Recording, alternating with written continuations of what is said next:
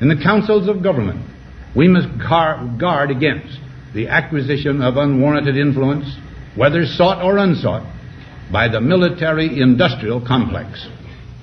The potential for the disastrous rise of misplaced power exists and will persist. We must never let the weight of this combination endanger our liberties or democratic processes. We should take nothing for granted. SIPRI has published a new report on global weapons trade. SIPRI is short for Stockholm International Peace Research Institute, SIPRI. They analyze military expenditure, basically who bought what. Their new report covers 5 years, from 2017 to 2021. The biggest takeaway is this: Europe is the new hotspot for weapons. Let me show you the numbers. In 5 years, the global weapons market shrank 5%, but Europe imported 19% more weapons. What explains this rise? According to SIPRI, Russia. That's the explanation. Russia, who benefited from this arms race. The United States, their defense industry. In 2017, they made up 32% of global weapon supply. In 2021, 39%. What does the story tell you? That America is making money off this arms race. The war may have started in 2022, but the preparations began 5 years back.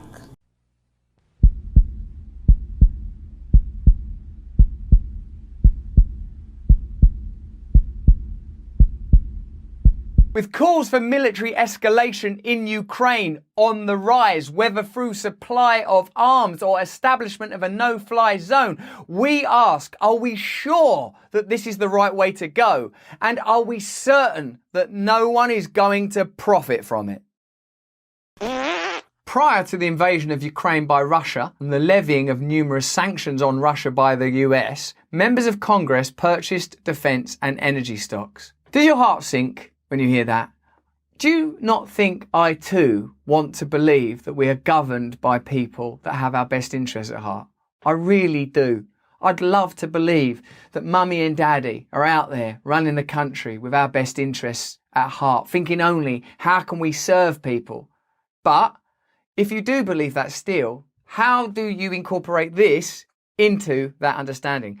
Prior to the invasion of Ukraine by Russia and the levying of numerous sanctions on Russia by the US, members of Congress purchased defence and energy stocks. So I'm assuming, without having yet read this story, that there was unusual or increased activity around the purchase of stocks pertaining to defence and energy. I guess this is a deduction that would need to be underwritten by evidence, but circumstantially it looks like they invested because they knew it was going to happen. That shows that in addition to being members of Congress, they are interested in their personal financial future. That shows that in a very micro and observable way, people in government make decisions that benefit their personal lives and their personal outcomes. I guess we all do that in our own ways, but we ain't all in the government, are we? Many are on committees privy to private information, including defence and energy. Okay, so they've got private information, then they make those purchases. A bit more of a case builds. That was tweeted by Unusual Wales. Many had not purchased energy plays before. So either they made a calculated decision based on private information that they were privy to because they're members of the government and particular committees charged with making decisions about military action, and they thought, oh wow, I'll make some stock purchases. Or it could be, do you know what I've never done before, but really fancy doing? Go on, what is it? Governing with integrity and honesty and transparency. Oh, no. It's actually purchasing some military stocks and some energy stocks. With a 45-day window to disclose stock transactions, there's still a chance that more unusual trades prior to the sanctions and Russia's invasion are reported by members of Congress. Roll up, get your business in where you can. 45 days now to war. Terrible, terrible war. Stand with Ukraine, stand with Ukraine. Roll up, stand with Ukraine. Roll up. Plenty of money to be made in Congress. According to economist Robert Reich, conspiracy theorist Robert Reich, 51 members of Congress and their spouses, dependent child, own up to $5.8 million worth of defence contractor stocks. Do you think that should be banned? if they put it before you as the public, election time, vote on whether or not you want the people that make decisions about whether or not to go to war to benefit in the event that we go to war. No, I'm against that. All right, we won't do that then. Is that a conspiracy theory to present you with the idea that that might be good governance? American-made Javelin and Stinger missiles are heading to Ukraine. At least 18 members of Congress personally invest in the defence contractors behind them, including Raytheon Technologies and Lockheed Martin, which manufacture the weapons Western allies are sending Ukraine to fight Russian invaders. Tell me, is it possible to say that you're against Russian action in Ukraine, that you sympathise with Ukrainian people and think that their suffering is horrific and should be ended as quickly as possible, but also point out that 18 members of Congress personally invest in the defence contractors, Raytheon Technologies and Lockheed Martin, and that troubles you? Or does that make you a conspiracy theorist? I'm confused now. I'm confused about where the conspiracy is, because I would think it's more conspiratorial to support military action that you personally profit from than it is to say, I'm concerned about that, and I think that what that does is complicates an already complicated situation. The stock holdings by members of Congress come as the US is preparing to send billions of dollars in defence aid to Ukraine. Now, you might say, oh, it's defence aid, no one's profiting from it, Ukraine aren't paying for it. It's paid for by defence aid. The defence aid, I'm assuming, is some kind of tax fund. You paid for it. American people paid for it. The government don't have any money. The government ain't got a car wash where they're out back washing cars. Yeah, we've saved up, we'll send that. You know where they make their money. They make your money, then they make their money. What I'm not saying here is that we shouldn't give weapons to Ukraine. That's a really complicated decision to make, and look at the card again. I'd need time, and I'd need good advice. What I will say is that it's wrong to profit from it. Both companies' stock, especially that of Lockheed Martin, have risen since Russia invaded Ukraine on February 24th. What a coincidence. Among those investing in the defence contractors is Republican Rep Marjorie Taylor Greene of Georgia, who bought up to $15,000 in Lockheed Martin shares on February the 22nd. 2 days after her purchase, Greene wrote in a Twitter thread, "War is big business to our leaders." It's weird, isn't it? Because, didn't you feel bad anyway investing in Lockheed Martin? You must feel a little bit of a pang of, oh God, my profits are only really going to go up if Lockheed's business interests improve, and that'll only happen if there's military conflict. If you are in Congress, I feel there's an extra layer, isn't there? Because they stand there, the flags, the oaths, I think a Bible's involved. I mean, there's all sorts of stuff goes on about you've got to do the right thing. What all them oaths and flags mean is that you've got an identity transcendent of your personal interest. That's the whole point of it. That's what uniforms mean. That's why a judge puts on a robe and a wig. I'm not an individual. I'm operating on behalf of justice. It's not just stupid that they wear a wig or a robe or whatever. It's to indicate to you that there are principles that are transcendent of normal personal interest. That there are things beyond, oh, I want money, I want pleasure. There are things beyond that. That's what all of the Bibles and the flags and all that stuff and the Constitution and the values and the principles, that's what it means. And if those things aren't real, let's not pretend that they are, because otherwise people will find ways of analysing it and discussing it, and then you'll have to shut all that down. And that's the system we've got, isn't it? Because we haven't got any values and principles, we have to oppose anyone and stop them pointing it out. We could do two things. One, we could start having values and principles. Or we could just shut down anyone who points out that we haven't. Oh yeah, that one, shut down. But we'd have to say something first, like they're conspiracy theorists. No problem. Say that then. More than a dozen other members of Congress or their families hold similar investments at a time when President Joe Biden approved a $350 million Ukraine military aid package last week. And then they sell that as aid. That's how they sell that, aid. And I hope it is aid. I don't know enough, obviously, about international politics to know whether the outcome of that aid package will be positive or not. And like you, I'm sure, I pray that it is positive. But what I'd like to know for certain, because there are so many things that are vague and complex, the things that are certain we should take care of. And I am certain that I don't want people that make laws to profit from those laws. I don't want people that vote for wars to profit from those wars. The US government is also poised to deliver another $6.5 billion for defence purposes in Ukraine as part of a new spending package. Now, if you bear in mind that thing that Julian Assange, who I believe was treated very fairly by the American government and is currently decaying in a jail in Belmarsh without having proper trials. As he said pertaining to the Afghanistan conflict, the function of government is to transfer public money into private hands. The Afghanistan war ain't meant to be short, it's meant to be long. The most challenging thing about talking about this subject and believe me, I appreciate how difficult it is because I'm literally trying to do it right now, is my own awareness of the suffering of Ukrainian people, the horror of being victims to a war. Ordinary people who haven't done anything wrong are suffering. What scares me is the possibility that, like in the past, this legitimate problem that should be solved, that I would love to see solved, that you would love to be solved, could be used as a kind of lubricant to facilitate profit for people and institutions that have done things like that before Iraq, Afghanistan, Vietnam. That's what worries me. We're not having a conversation about whether or not we should do everything in our power to help Ukrainian people. We are having a conversation about whether or not the governments are actually pursuing that end, whether or not the mainstream media are actually pursuing that end. And when coming to those conclusions, I invite you to look at the available evidence, to look at how they've behaved in the past. As with the pandemic, which by the way no one talks about anymore, the question remains the same. Yes, clearly there's a problem that's being resolved. Are we sure we trust the agenda of the people charged with solving it? The list of lawmakers that have stocks in Raytheon or Lockheed Martin or other defense contractors includes Senator John Hickenlooper, a Democrat of Colorado. He held between $100,000 and $250,000 in Raytheon shares, according to his most recent annual disclosure. Senator Sheldon Whitehouse, a Democrat of Rhode Island, held up to $50,000 in Lockheed Martin and between $50,000 and $100,000 of stock in United Technologies, which was acquired by Raytheon. Abigail Perman Blunt, the wife of retiring Republican Senator Roy Blunt of Missouri, held between $100,000 and $250,000 in Lockheed Martin shares. During 2021, Raytheon spent nearly $15.4 million on federal lobbying efforts,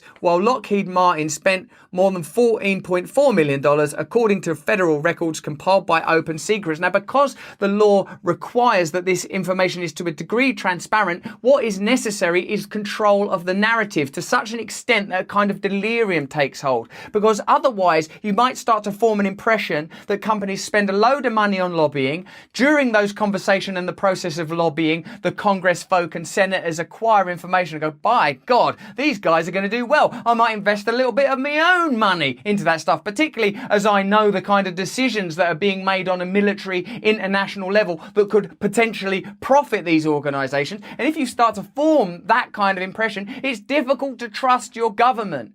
Instead of addressing the problem of why people don't trust their government, they address the problem of people raising the question of people not trusting their government. The problem is not the question, the problem is the fact. The tragic reality is that the escalation by the US and NATO will not achieve that, certainly not without grave costs, and could lead to an even worse catastrophe for Ukrainian civilians, if not a wider global conflict. In that case, the only beneficiaries will be those who are now winning the war in Ukraine, the weapons manufacturers and arms dealers. Поспешного, в чем-то и самоуверенного выбора, сделанного элитами некоторых государств, четверть века назад. Тогда, на рубеже 80-х, 90-х годов, был шанс не просто ускорить процессы глобализации, а придать им качественно иной, гармоничный, устойчивый характер. Однако, посчитав себя победителями в холодной войне, не посчитав, прямо мы слышали, прямо рассуждая об этом, некоторые страны предпочли просто начать перелицовывать мировой политический и экономический порядок под себя, под свои интересы. Находясь в явной эйфории, они, по сути, отказались от содержательного, равноправного диалога с другими участниками международной жизни. Предпочли не создавать и не совершенствовать универсальные институты, а попытались распространить на весь мир действия своих собственных структур, норм и правил. Пошли, по сути, по пути глобализации и безопасности для себя, любимых, для избранных, а не для всех. Оказалось, что далеко не все с этим согласны. Но что греха таить, мы с вами прекрасно знаем и понимаем, многие были не согласны, но кто-то уже не мог этому противостоять, а кто-то еще не был к этому готов. Но в результате, тем не менее, система международных отношений постоянно лихорадит. Глобальная экономика не может выйти из системного кризиса. При этом принципы и правила, как в политике, так и в экономике, постоянно перетасовываются. Зачастую выворачивается наизнанку то, что совсем недавно считалось истиной, возводилось в догму. Если сегодня сильным мира сего выгодны какие-то стандарты или нормы, они заставляют подчиняться им и всех остальных. Но если завтра такие стандарты начинают мешать, их немедленно отправляют в корзину и объявляют устаревшими. И устанавливают новые правила, или пытаются это сделать. Так было принято решение о нанесении ракетно-бомбовых ударов в центре Европы по Белграду, по Ираку, затем по Ливии, да, и, собственно говоря, в Афганистане эта операция началась без соответствующего решения Совета Безопасности Организации Объединенных Наций.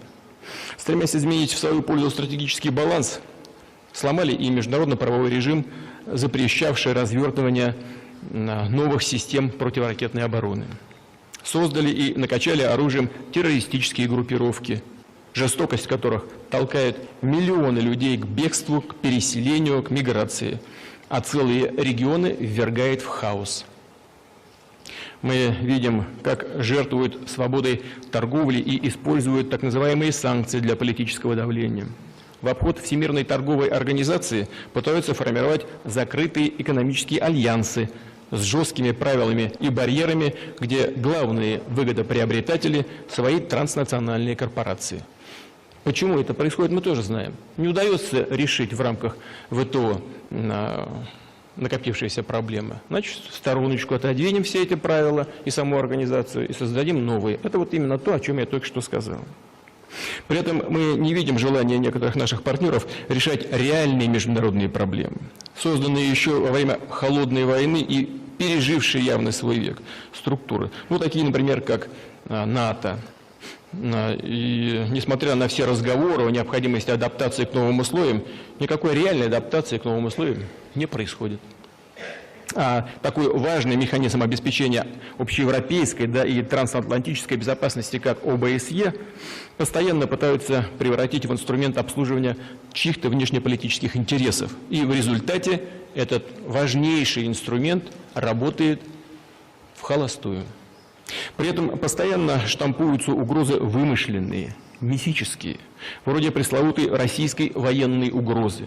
Действительно, это прибыльное занятие. Можно новые военные бюджеты выбивать в своих собственных странах, нагибать союзников под интересы одной сверхдержавы, расширить НАТО, приблизить инфраструктуру Альянса, боевые подразделения, новую технику к нашим границам. Конечно, очень приятно, а подчас и выгодно выдавать себя за защитников цивилизации от каких-то новых варваров. Однако дело в том, что Россия-то ни на кого нападать не собирается. Да и смешно это. Я ведь тоже читаю и ваши аналитические материалы. Но не только присутствующих здесь в зале, но аналитиков из тех же Соединенных Штатов, из Европы. Ну, немыслимо просто, глупо и нереалистично.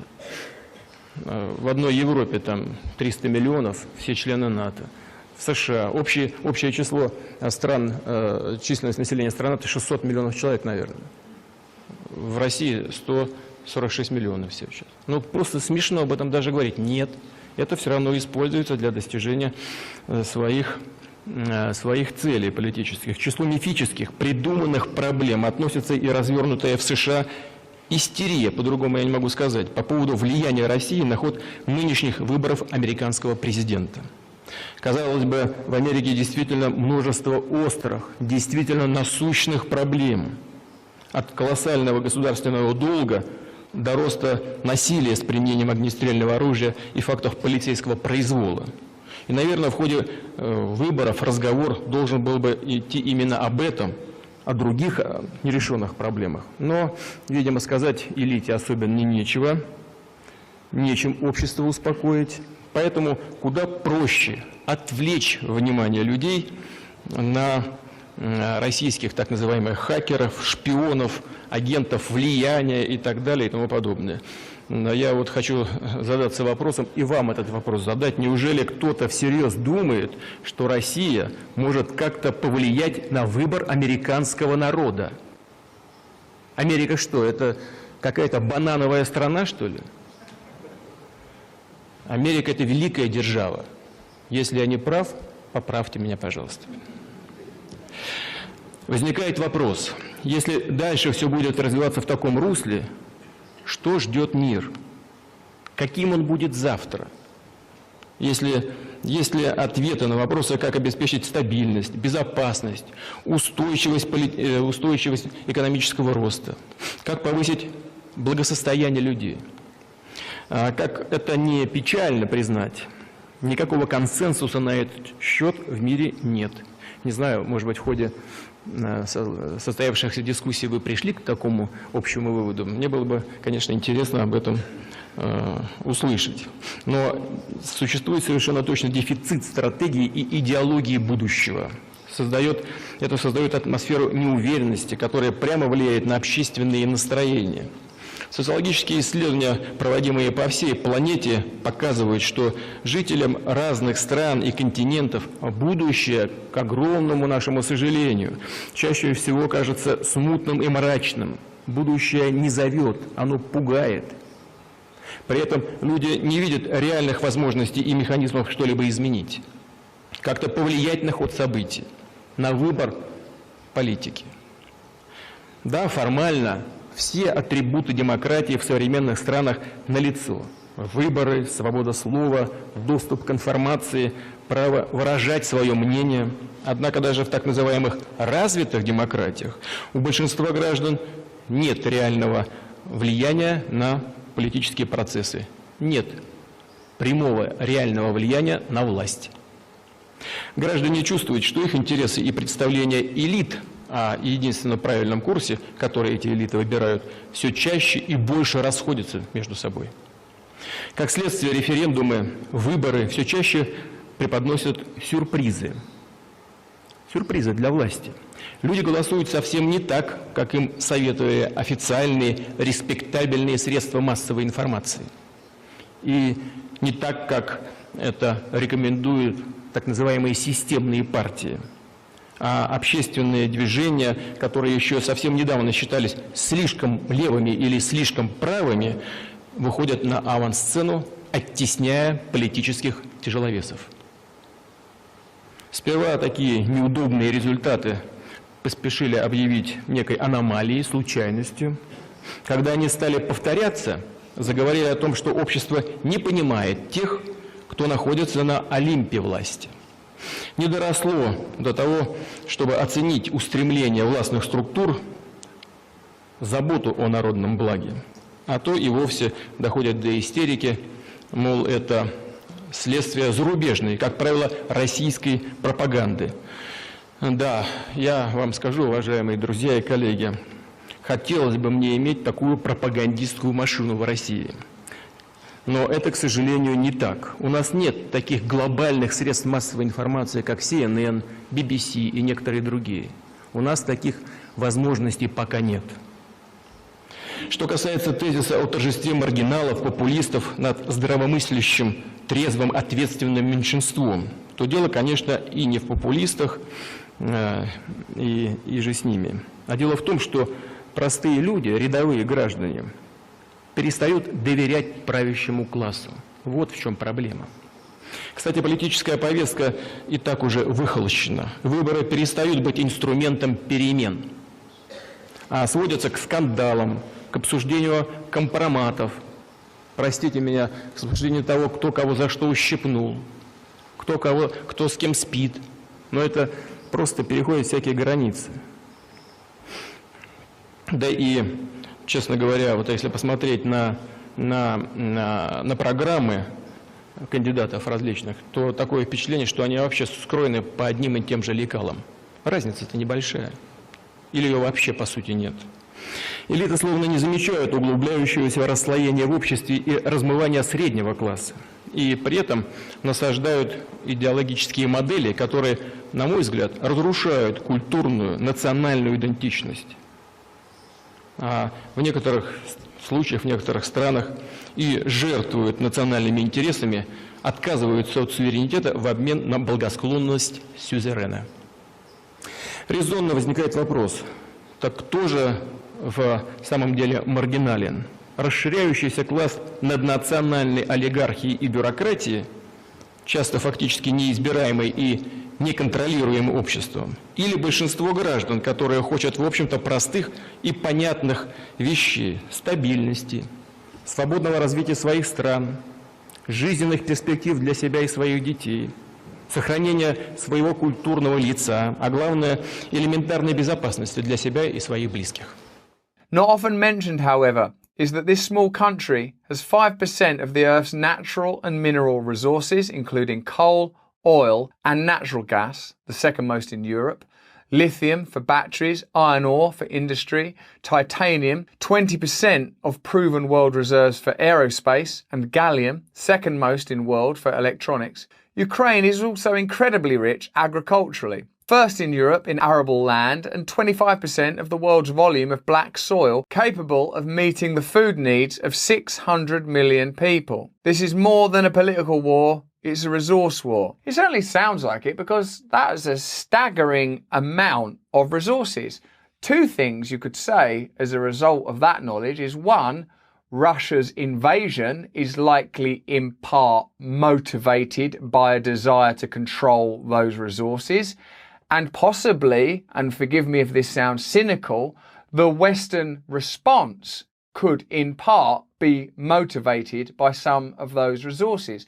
There are established relationships between senior officials and even in some cases members of government and Ukrainian energy companies. So it's not absurd to suggest that this could be part of the complex package. And I've got to say, to bring that up doesn't make you unsympathetic to Ukrainian people. It makes you aware of the complexity. Explaining is not condoning.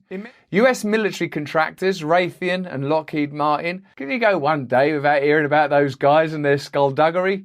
Are telling their investors the tensions are good for business, while General Dynamics Corporations boasts that past such disputes have expanded their bottom line.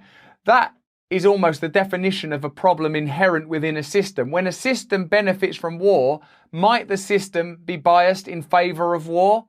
The military-industrial empire, which includes military contractors, prefers perpetual conflict, if not wars, over diplomacy and peace, and will continue to use their so-called constitutional rights to literally weaponize any tensions and conflicts by calling for more arms sales and transfers and construction / maintenance of 750 bases and installations in more than 80 countries and territories. So what I suppose you'd have to believe is the fact that these powerful military-industrial complex organisations are getting what they want is just a coincidence. And the money they spend on lobbying and the money certain Congress people spend investing in those companies, that's all just a coincidence. And if you point out all these coincidences, and there's a hell of a lot of them, then you are the conspiracy theorist, not them conspiring, breathing together, operating cooperatively to create desired outcomes. That's not a conspiracy. The conspiracy theorists are the people that go, hey, wait a minute,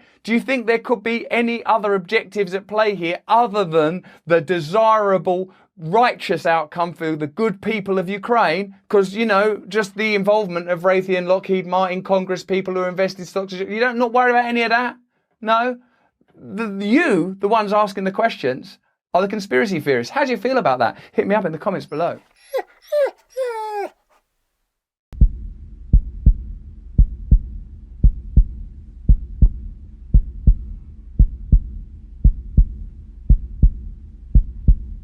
Так называемый коллективный Запад и его пятая колонна привыкли мерить все и всех по себе. Они полагают, что все продается и все покупается. И потому думают, что мы надломимся, отступим. Но они плохо знают нашу историю, наш народ. Да, многие страны в мире смирились давно уже с тем, чтобы жить, согнув спину и подобострастно принимая все решения своего суверена, заглядывая подобострастно ему в глаза. Так живут многие страны, к сожалению, и в Европе.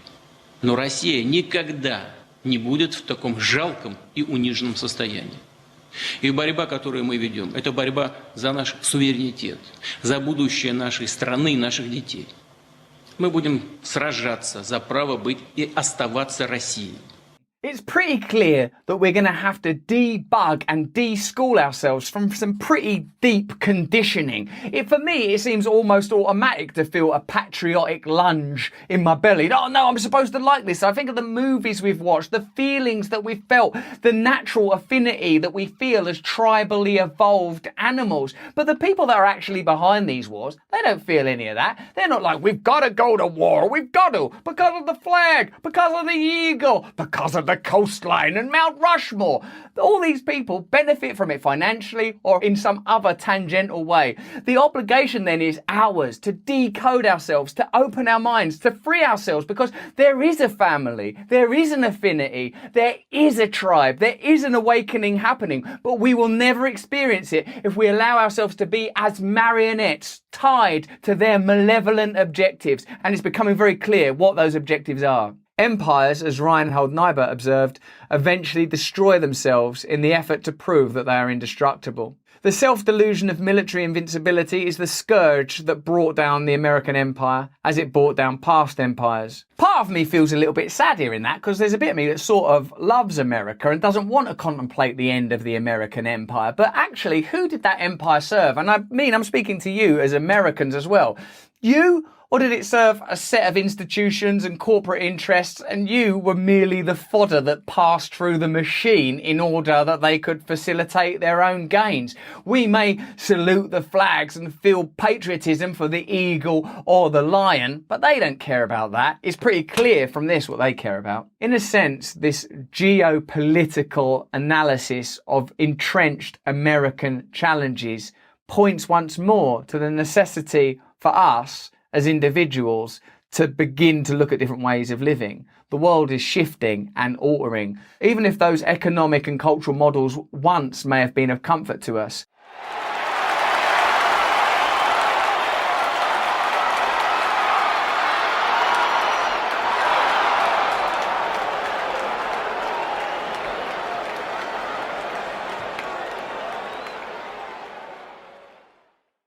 Almost every nation has invested enormous amount of money in building and stockpiling arms, armaments, bombs, missiles. So all of us as people, were we all thinking all these bombs are being kept for entertainment, for display, or it's artwork? What did you think?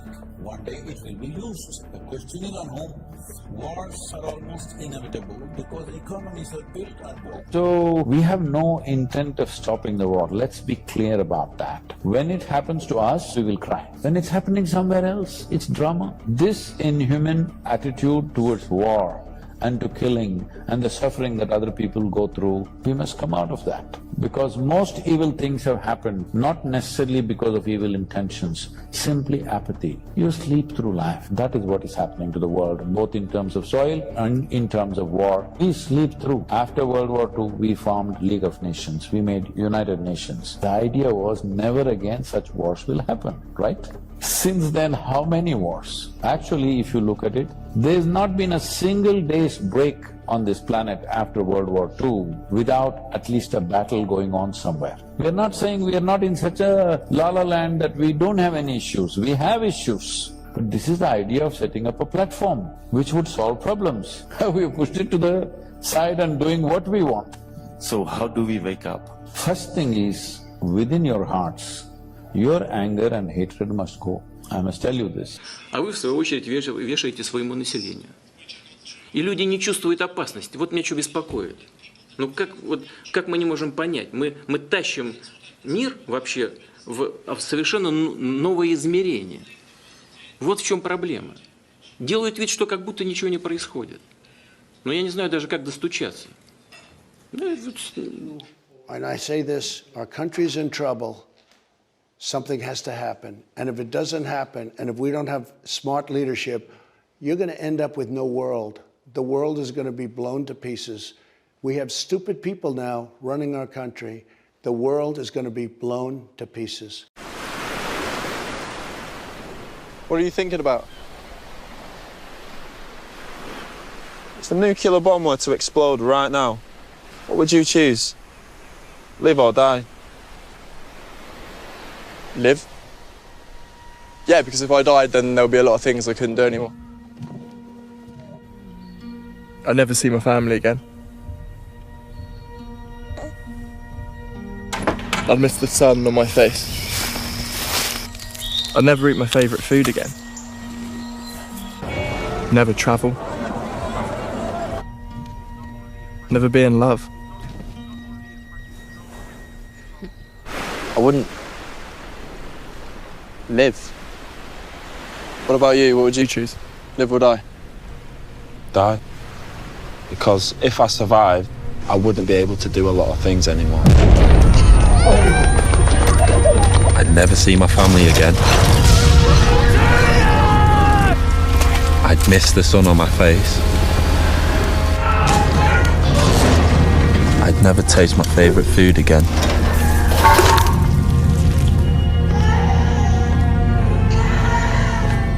Never travel.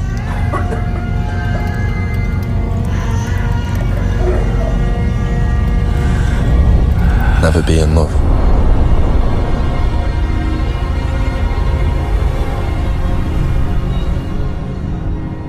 I wouldn't live.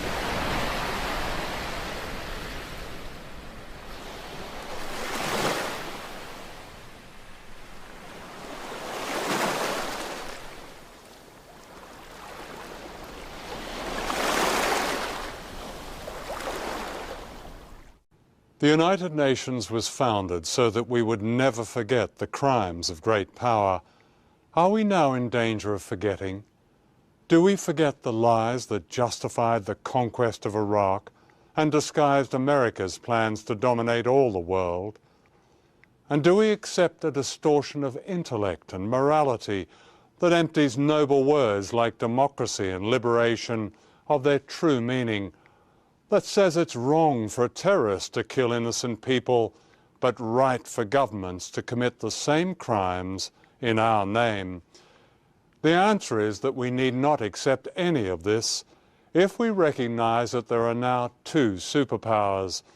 One is the regime in Washington, the other is public opinion, now stirring all over the world, perhaps as never before. Make no mistake, it's an epic struggle. The alternative is not just the conquest of faraway countries, it's the conquest of us, of our minds, our humanity, and our self-respect. If we remain silent, victory over us is assured. Don't buy into the shadow's dream. Wake up, recreate yourself anew. You are the one you have been waiting for. Are you ready to win?